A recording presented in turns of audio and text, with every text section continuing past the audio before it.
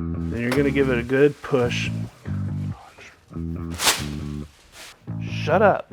Hey everybody, welcome back to the printing workshop. I'm Matthew, and today I'm going to show you how to change out a fuser on a Xerox VersaLink C625.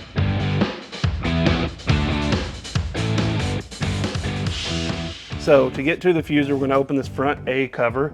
You just grab the top of the white, pull it open, and let it hang there in place. At the top here is a large plastic piece with a heat warning label on it. And make sure and be careful because the fuser is hot. So go ahead and turn off your machine, and then once your machine is off, come back down here to the fuser.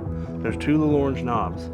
You're going to want to unscrew those knobs, and they're spring loaded so they kind of pop out when they're done, so you'll know that you got them all the way undone. And right here is a hand hold where you can grab the fuser and pull it straight out.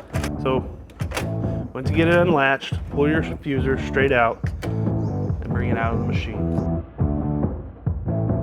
So you have your new fuser, right? So you're gonna lay it in here on this metal shelf, right inside the cavity.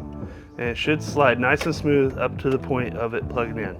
Once you get to here, I like to give it a good push directly in with both my thumbs so that it kind of gives a little seat. It kind of feels magnetic almost. Once it's in place, you take your orange knobs and push the springs in, and you'll turn those until they stop turning. Don't turn too tight, just enough to hold it in there. Once you have your new fuser in there, you can go ahead and close your front door, and then you can power your machine up, and you're done. If you'd like to see more videos on this same model, click here.